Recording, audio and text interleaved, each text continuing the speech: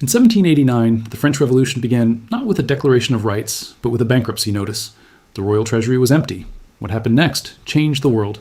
Every textbook tells you the French Revolution was about liberty, equality, fraternity, philosophers in salons, Enlightenment ideas filtering down to the masses, a spontaneous uprising of the people against tyranny. That story is a lie. Not entirely false, but a lie by omission.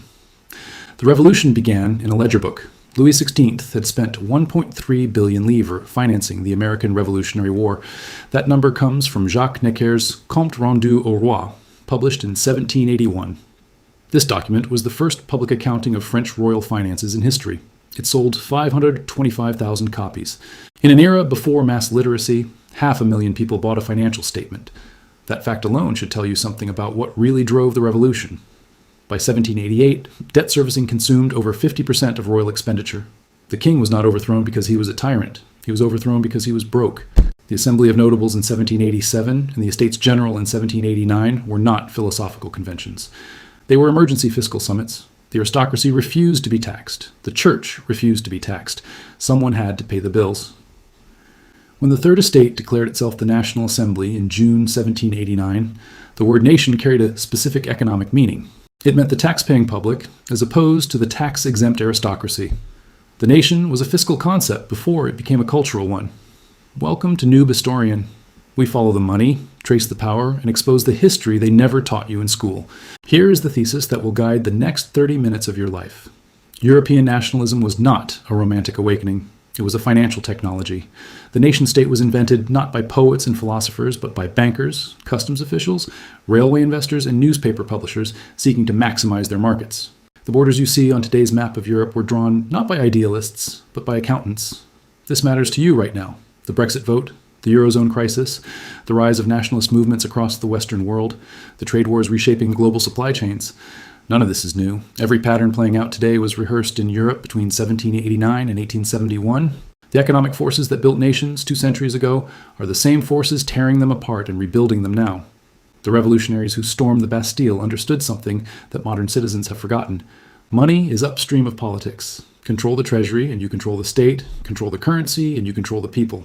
The revolutionary government proved this thesis in its first major act. It confiscated church lands and used them as backing for a new paper currency called the assignat. This was an act of national economic imagination unprecedented in European history. The entire country's territorial wealth was being pooled and monetized as a collective national asset for the first time. France became a nation not through shared language or culture, but through shared financial exposure. The assignat's collapse proved the thesis even more dramatically. Between 1791 and 1796, the currency went from 3,050 million livres in circulation to functionally worthless. Economic historian Eugene White has documented how this collapse paradoxically deepened national consciousness. Every French citizen, from Brittany to Provence, experienced the same economic catastrophe simultaneously. Regional identities weakened because regional economies could not escape the national currency's death spiral. Shared suffering became shared identity. This is the first economic engine of nationalism. Fiscal crisis forces populations to think of themselves as collective units. When the treasury is empty, someone must fill it. That question of who pays creates the boundary between us and them. The nation is born in the argument over the bill. France exported this discovery at the point of a bayonet over the next 2 decades. But the man who spread it most effectively never intended to create nations. He intended to destroy them. On November 21st, 1806, Napoleon Bonaparte issued the Berlin Decree from the conquered Prussian capital. The document forbade all trade with the British Isles across continental Europe. Any ship that had docked at a British port was banned from European harbors. Any goods originating in Britain or its colonies were to be confiscated and destroyed. Napoleon called this the Continental System. His intention was to strangle the British economy by cutting off its export markets. Britain was the workshop of the world. It manufactured textiles, iron goods, and machinery that continental Europe could not yet produce at scale. Without access to European customers, Napoleon believed British factories would fall silent and British banks would collapse. The strategy worked in the short term. British exports to Europe fell from £14 million in 1805 to £7 million by 1808. British Board of Trade records document this commercial catastrophe with precision, but Napoleon had miscalculated. By cutting off British manufactured goods, he forced every European state to industrialize independently or perish. Regions that had imported British textiles now had to build their own mills. Cities that had relied on British iron now had to develop their own foundries. The Continental System was the greatest forced industrialization program in European history. The Confederation of the Rhine, which Napoleon created in 1806 as a puppet alliance of German states, became an accidental laboratory for national economic integration. Napoleon's administrators standardized weights and measures across member states. They abolished internal tolls that had strangled commerce for centuries. They imposed unified legal codes governing commercial transactions. The Napoleonic Code was not primarily a document of civil liberties. It was a document of contract law, property rights, and commercial standardization. Historian Alexander Grab has documented how this Napoleonic economic standardization created the administrative skeleton upon which later German and Italian nationalism would build their flesh. Napoleon thought he was creating vassal states. He was creating the infrastructure of nation-states. The correspondence in Napoleon's own archives, the 32 volumes of Correspondance de Napoléon III, held at the Archive du Ministère des Affaires étrangères, reveals that he understood economics as a weapon of war. But he never understood that the same weapon could be turned against him.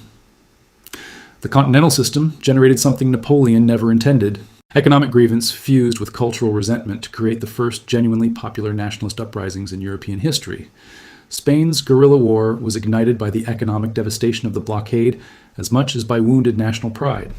The German wars of liberation drew their mass support from merchants and craftsmen ruined by Napoleon as commercial restrictions. The Tyrolean revolt against Bavarian and French rule was a rebellion of economic desperation before it became a romantic legend. Napoleon's economic warfare policy created the very nationalist forces that ultimately destroyed him. At Leipzig in 1813, he faced armies fueled by economic rage he had personally generated. The soldiers who defeated him were not fighting for abstract ideals of nationhood. They were fighting because their businesses had been destroyed, their trade routes severed, their livelihoods crushed under the weight of his continental monopoly. The lesson was not lost on the generation that came after. Economic integration creates political loyalty. Economic destruction creates political rebellion. The men who would build the nation-states of the later 19th century studied Napoleon's failure with care. They would use economic tools not to conquer nations, but to construct them. But before the economists and railway builders could do their work, another group had to prepare the ground. They were not politicians or generals. They were businessmen seeking to maximize their profits. They were newspaper publishers. In 1830, Germany did not exist. The territory we now call Germany contained 39 separate sovereign states, hundreds of regional dialects, and no unified political identity. Yet by 1830, over 300 newspapers circulated across these fragmented territories. All of them were written in a standardized German that no single region actually spoke. This was not an accident. It was a business decision. Benedict Anderson's Imagined Communities, published in 1983, introduced the concept of print capitalism. The argument is straightforward. The commercial logic of the publishing industry created nationalism as a byproduct of market expansion. Publishers seeking to maximize their reader base had a powerful financial incentive to standardize regional dialects into single print languages. A Bavarian publisher, printing in standardized German rather than Bavarian dialect, could sell to 5 times the population. The economics were irresistible. The Allgemeine Zeitung, founded in 1798, became the first truly pan-German newspaper. Its archives at the Bayerische Staatsbibliothek in Munich reveal that its editors explicitly chose vocabulary, grammar, and content to maximize cross-regional appeal. They were not nationalists. They were businessmen. But their business model required them to create a German reading public that had never existed before. The same pattern repeated across Europe. In France, the Journal des Débats reached 13,000 subscribers by 1820.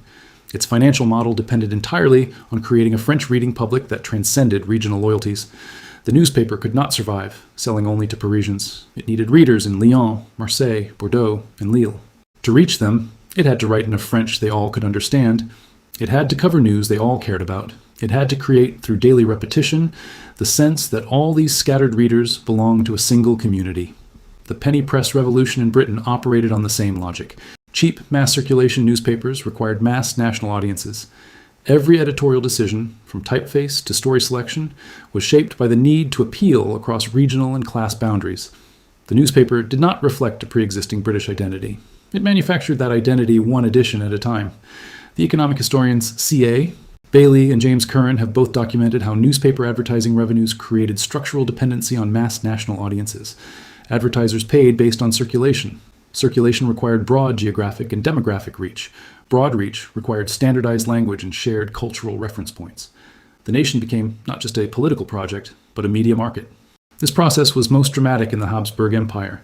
Czech, Hungarian, and Polish language newspapers exploded in circulation during the 1830s and 1840s. Each linguistic newspaper created a linguistic community. Each linguistic community began to imagine itself as a nation. The Hungarian newspaper Pesti Hírlap, edited by Lajos Kossuth, did more to create Hungarian national consciousness than any political manifesto.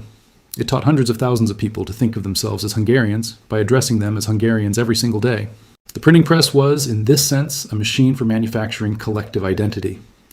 But identity alone does not build states. For that, you need infrastructure, you need trade, you need a customs union. In 1818, a merchant shipping goods from Frankfurt to Hamburg faced a journey through over 30 separate customs checkpoints. At each checkpoint, different duties applied. Different weights and measures were used. Different currencies were required for payment. A single shipment of textiles might be taxed, measured, and paid for in 30 different ways before reaching its destination. Across the territory that would eventually become Germany, over 1,800 separate customs barriers extracted tolls from commercial traffic. The merchant paid at provincial borders. He paid at city gates. He paid at river crossings and mountain passes. He paid entering territories and leaving them. By the time his goods reached their destination, the accumulated duties had often doubled or tripled their original cost. This was not inefficiency. It was the logic of fragmented sovereignty operating exactly as designed. Each of those 39 German states derived revenue from customs duties. Each prince and duke and free city council depended on tariffs to fund their courts, their armies, their administrations. Those 800 toll booths were 800 separate expressions of political authority. Prussia moved first. In 1818, the Prussian government abolished all internal tariffs within its own territory and established a unified external tariff at its borders. The Prussian customs reform was not an act of nationalism. It was an act of administrative rationalization. The Prussian treasury had calculated that the cost of maintaining internal customs collection exceeded the revenue it generated. Abolition was cheaper than enforcement. But the reform created something Prussian bureaucrats had not anticipated. Merchants in neighboring states suddenly faced a choice. They could continue paying duties at dozens of internal checkpoints within their own fragmented territories, or they could route their trade through Prussia, where a single payment at the border cleared goods for transport across the entire kingdom. Trade flowed toward Prussia like water toward low ground. The smaller German states faced a fiscal crisis. Their merchants were routing around them. Their customs revenues were collapsing. They had two options. They could build ever higher tariff walls and watch their economies strangle, or they could join Prussia. On January 1st, 1834, the German Customs Union came into existence. The Zollverein, as it was called, united 18 German states with a combined population of 23 million people into a single market. The treaty documents are preserved at the Geheimes Staatsarchiv Preußischer Kulturbesitz in Berlin. They make dry reading, schedules of tariff rates, procedures for revenue sharing, protocols for dispute resolution, no stirring rhetoric, no appeals to German blood or German destiny. Yet this commercial agreement was the most consequential act of German nation-building before Bismarck's wars. 41 years before the political unification of Germany in 1871, an economic union was functioning as a single market. Friedrich List understood what was happening. The German-American economist published The National System of Political Economy in 1841, explicitly arguing that economic integration must precede political union. His correspondence with Prussian government officials, held at the Württembergische Landesbibliothek in Stuttgart, shows that he conceived the Zollverein as a deliberate nation-building instrument. List had studied in America. He had watched the United States use protective tariffs and internal free trade to build a continental economy. He returned to Germany determined to replicate the American model. The economic data confirms List's thesis. Between 1834 and 1850, trade among Zollverein members grew by over 400%. Prussian statistical records compiled by the Statistisches Bureau document this explosion in granular detail. Rivers that had been commercial dead zones became busy shipping lanes. Roads that had been empty began to crowd with wagon traffic. Railway investment followed the customs union. The first major German railway, connecting Nuremberg to Fürth in 1835, was financed by Bavarian banking houses specifically to serve the new unified market. The railway made economic sense only because the Zollverein had created a market large enough to justify the capital investment. By 1850, Germany had more railway track than France. By 1870, it had more than any nation in continental Europe. The railways did something the customs union alone could not. They created physical connections between German cities that made economic interdependence tangible and visible. A merchant in Munich could ship goods to Berlin in days rather than weeks. A manufacturer in Saxony could source raw materials from the Rhineland without prohibitive transport costs. The German economy became a functioning organism, its parts specialized and interdependent. When Bismarck unified Germany politically at Versailles in 1871, the economic nation had been a functioning reality for nearly 4 decades. The proclamation of the German Empire was, in a measurable sense, a legal formality catching up to an economic fact. The generals and diplomats who gathered in the Hall of Mirrors were not creating something new. They were recognizing something that already existed. The toll booths had built the nation. And then they had disappeared.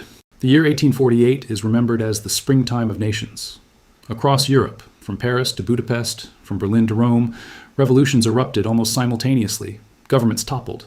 Constitutions were demanded. National aspirations that had simmered for decades boiled over into the streets. The standard narrative presents this as an ideological event. Liberalism and nationalism, suppressed since the Congress of Vienna in 1815, finally broke through the ice of conservative reaction. The economic evidence tells a different story. The immediate trigger for the revolutions was not ideology, it was a potato. The potato blight of 1845 devastated crops not only in Ireland, but across Central Europe. The fungal disease that would kill 1 million Irish people and drive another million into emigration struck Germany, the Low Countries, and France as well. Wheat harvests failed simultaneously due to poor weather.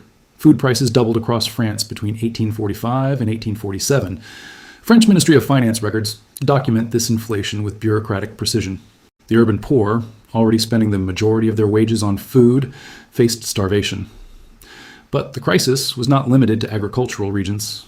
A financial contraction struck simultaneously.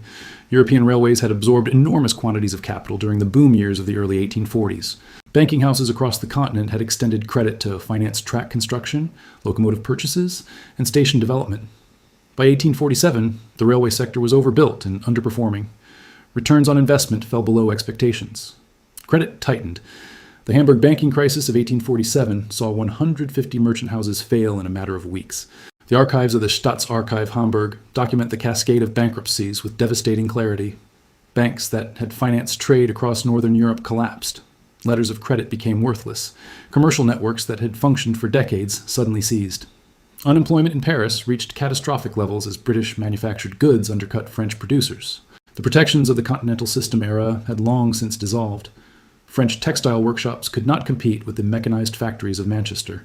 The parliamentary inquiry of 1848, Enquête sur le travail agricole et industriel, documented the wreckage in clinical detail. Workers who had survived on factory wages found themselves without income at the exact moment food prices spiked beyond their reach. This specific combination destroyed the social order. Food price inflation crushed working-class purchasing power at the precise moment that financial crisis eliminated working-class employment. People who could neither eat nor work filled the streets. They built barricades, not primarily because they had read Mazzini or Lamartine. They built barricades because they were starving. The nationalist and liberal ideology that the revolutionaries articulated was real. These were not mindless food riots. The people in the streets genuinely believed in constitutional government, national self-determination, and the rights of citizens. But ideology did not put them in the streets. Economic desperation did. Historian Jonathan Sperber's definitive academic work, The European Revolutions, 1848-1851, documents this economic substrate with rigorous archival evidence. The revolutions succeeded initially because the economic crisis had delegitimized the existing order. Governments that could not feed their people or prevent their banks from collapsing had lost the mandate of heaven. The revolutions failed ultimately because the economic logic worked in reverse. Conservative forces could offer stability. Stability meant restored credit. Restored credit meant renewed employment. The choice between revolutionary ideals and food on the table was, for most people, not a difficult one. Habsburg armies crushed the Hungarian Revolution. Prussian troops suppressed the Berlin Uprising. In France, Louis Napoleon leveraged economic anxiety to build support for his 1851 coup. Across Europe, the forces of order restored themselves by promising economic normalization. But the defeat of 1848 taught Europe's nationalists a permanent lesson. Romantic nationalism, nationalism built on poetry and ideals and heroic sacrifice, could not succeed against entrenched economic power.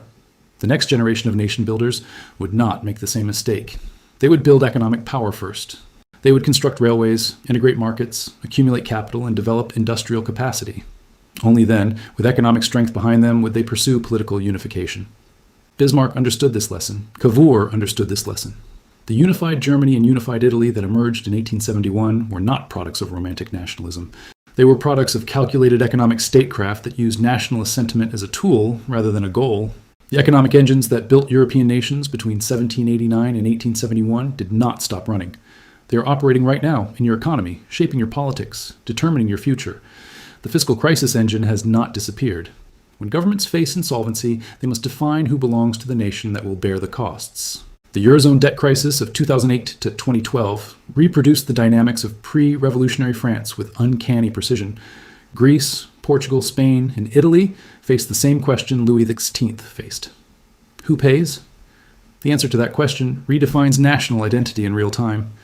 The rise of Golden Dawn in Greece, Podemos in Spain, and the Five-Star Movement in Italy were not aberrations. They were predictable consequences of fiscal crisis, forcing populations to think in terms of us and them. The trade war engine has not disappeared. China's Belt and Road Initiative is the most self-conscious contemporary attempt to deploy the Zollverein strategy at global scale. Economic integration preceding political influence, infrastructure investment creating commercial dependency, railways and ports building relationships that will eventually become political alliances. Understanding how the Zollverein worked is a prerequisite for understanding Beijing's strategic logic. The print capitalism engine has not disappeared. It has evolved. Social media platforms operate on the same structural logic as 19th century newspapers. They require mass audiences to generate advertising revenue. Mass audiences require shared language, shared reference points, shared identity. The difference is that digital platforms can construct multiple overlapping identities simultaneously. They can create nations within nations, communities that feel more real than geographic citizenship. The fragmentation you see in contemporary politics is print capitalism running in reverse, as algorithmic curation creates ever smaller imagined communities with ever stronger internal cohesion and ever weaker connection to the geographic nation-state. The Brexit vote of 2016 reproduced the tensions of the Zollverein moment in reverse. German states in 1834 were creating an economic union to enable political cohesion. British voters in 2016 were dissolving a political economic union in pursuit of recovered national economic identity. The arguments were structurally identical to debates in the Bavarian parliament when Bavaria considered joining the Prussian customs system. Sovereignty versus prosperity. Independence versus interdependence. Control versus efficiency. The 1848 pattern has not disappeared either. Economic crisis still produces nationalist political movements. The 2008 financial crisis generated populist and nationalist parties across the Western world in the following decade. The pattern is mechanical. When people cannot feed their families, they look for someone to blame. When established institutions have failed them, they seek alternatives. Nationalism offers both a villain and a savior. It tells people their suffering has a cause and that cause can be removed. Frank Knight, the economist who studied the relationship between economic insecurity and nationalist politics in the 1930s, predicted these dynamics would recur whenever similar economic conditions emerged. His prediction, dismissed as alarmist in prosperous decades, reads today as precise social science. The lesson is not that nationalism is illegitimate. Nationalism has built functional states, integrated economies, and created political communities capable of collective action. The lesson is that nationalism is a technology. Like any technology, it can be used for construction or destruction. And like any technology, understanding how it works is the first step toward using it wisely. The nation-state you live in was not inevitable. It was built by specific people making specific economic calculations. The customs officials who collected duties, the bankers who financed railways, the publishers who standardized languages, the merchants who routed trade, the bureaucrats who compiled statistics. These are the people who built your country. The poets and generals came later to claim credit for what the accountants had already done. Every border on the map is a frozen economic decision. Every passport is a certificate of membership in an economic community. Every tax you pay is a contribution to a fiscal nation that was invented, quite recently in historical terms, to solve specific problems of credit, trade, and revenue. The 1-800 toll booths that strangled German commerce in 1818 were not unique to Germany. They existed everywhere. They were the natural state of human political organization. The nation-state, the unified market, the integrated economy, these are the exceptions. They were engineered. They can be unengineered. If you want to understand where your country is going, do not read the speeches of politicians. Read the trade statistics. Read the treasury reports. Read the customs data. Follow the money. The history they taught you in school was the history of ideas and battles. The history that actually built your world was the history of ledgers and tariffs and railway bonds. Now you know where to look. This is Noob Historian. The money trail never lies.